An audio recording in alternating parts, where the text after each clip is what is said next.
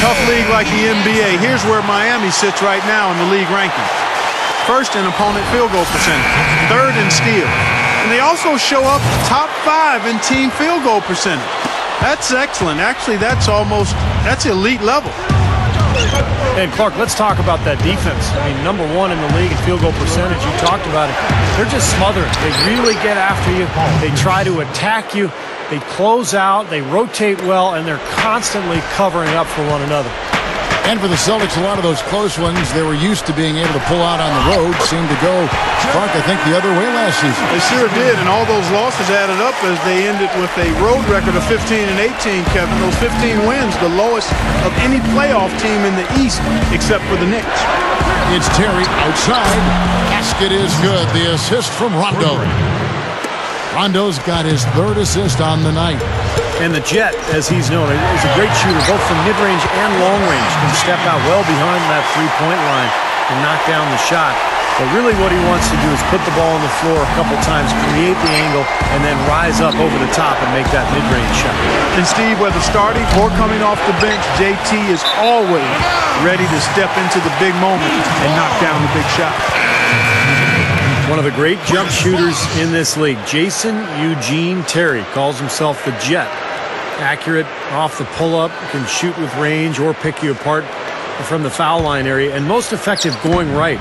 When he gets the ball one dribble to his right hand, he's as good as anybody in the league. Chris Bosh is checked in for Udonis Haslem. And here's Chalmers from the arc. And again, Miami with the triple. And I'll tell you what, they might want to pay a little more attention to him defensively than they did on that last trip. And Terry, of course, a great scorer. His defense, on the other hand, probably a little bit below average. Yeah, he's getting up there in age, and he's never been a stalwart defensively. It's a lot tougher as you get older to stay in front of people, but it's definitely his offense that gives him tremendous value. And keeping us updated from the sideline, let's swing it over to Doris Burke for an update. Hi, Doris. Kevin, the Celtics with a little bit of a new look this season. The famed Big Three no more as Ray Allen has moved on. But change, not necessarily a bad thing. Last season, when they moved Kevin Garnett to center and moved Avery Bradley into the starting roster, their defense flourished, becoming the best in the league, Kevin. Defense really their identity. That's how they win. Sellinger, no good. The Heat leading by 10. Here's LeBron. And the Heat get another bucket right there. You know, when you look at Miami last season, what they tried to do was get away from shooting all the three-point shots and get LeBron and Wade down near the block. And I thought that was important. The shot selection was much better.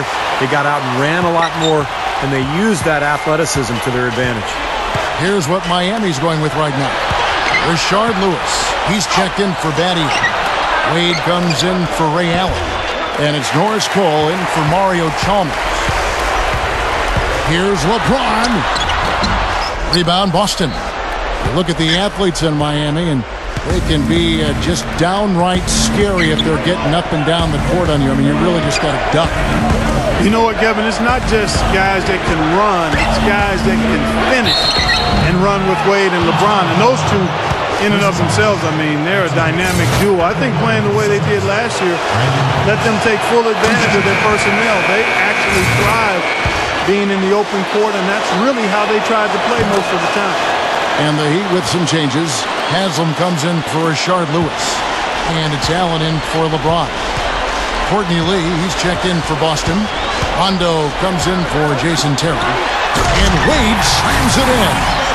He power serves that one down. Wow. Good term to use. One of the game's top dunkers for sure. Oh, no question. And he loves to attack the rim, doesn't he? It's a 4-second differential between the shot clock and game clock. Now Rondo. Still looking to get on the scoreboard. Pierce kicks to Rondo. Over Bosh. They grab their own miss. Lee dishes to Garnett. The dish to Rondo. Lets it go from the baseline and nails it. 5 seconds left in the second quarter. Here's Haslem. And no good trying to get that one. And we finish one half of basketball. It's the Heat up 10. And we've got more NBA action on 2K Sports coming your way after this break. Now, presented by Sprint. Hello and welcome, everyone. Another NBA season is about to wrap up, but there's still an awful lot to talk about.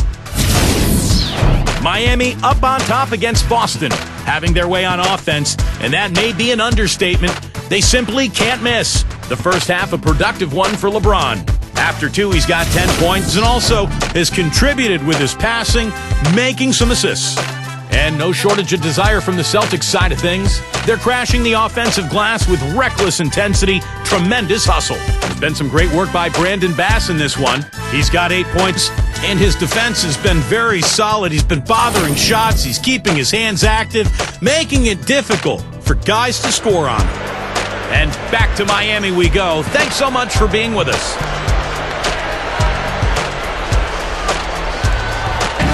Welcome back to Miami, Florida, and the American Airlines Arena. It's been a solid outing for LeBron. 10 points and 2 assists. I think that was as productive a first half as he could have hoped for. Yeah, he really came out looking strong right from the opening whistle. Well, it's hard for me to believe this, that Doc Rivers, guys, is in his 14th season as an NBA head coach. We banged heads against each other between the lines way back in the day on the hardwood, and he's already coached 14 years.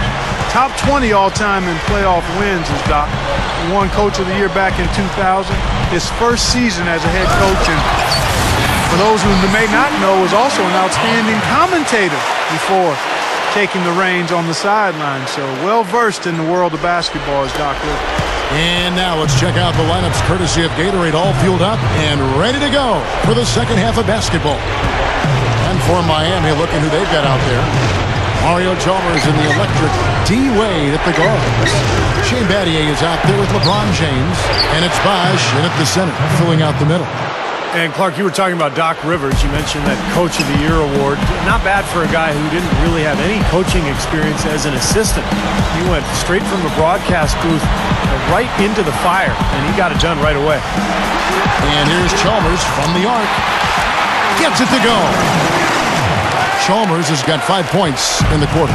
And what I really appreciate, Kevin, is the consistency with that shooting ability. He's a spot-up guy with a quick trigger, so you know if you get him some space as a teammate, he'll get you an assist. And he is also so good at getting his hands on the ball without fouling when an opposing player is on his way to the hoop. That's a real knack. Excellent hand-eye coordination makes that possible. Out of bounds, Celtics ball as Boston keeps possession. You take a risk with those long passes. They're lucky the D couldn't collect it.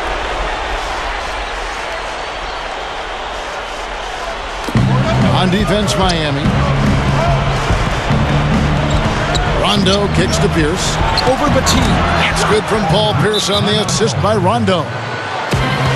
Rondo's got assist number 5 here tonight.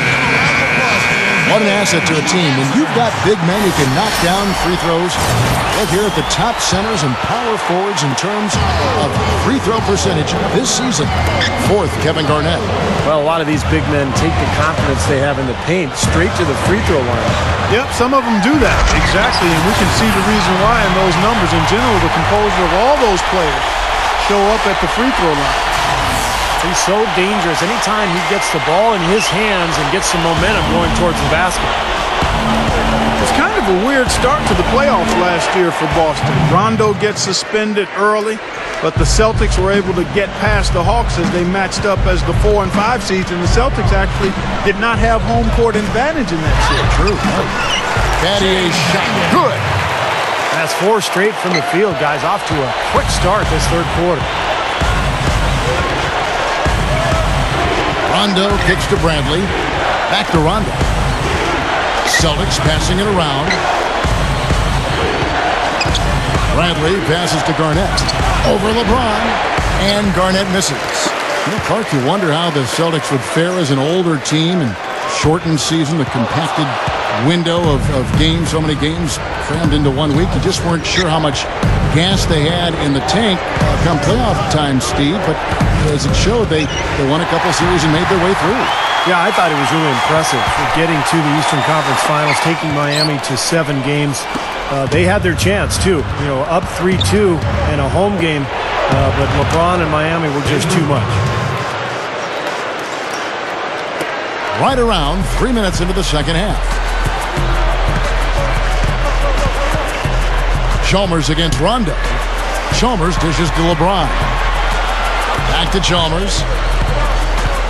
And it's out of bounds. The Heat able to retain possession here. Here's where Boston sits right now, Kevin, in the current league ranking. First in opponent field goal percentage. Second in assists. And they also show up top 5 in team field goal percentage. That's excellent. Actually, that's elite level. Hey, Clark, let's talk about that defense. I mean, number 1 in the league field goal percentage. We talked about it. They're just smothered. They really get after you. They try to attack you. They close out. They rotate well, and they're constantly covering up for one another. Well, Paul Pierce has become one of the all-time greats in Celtic history.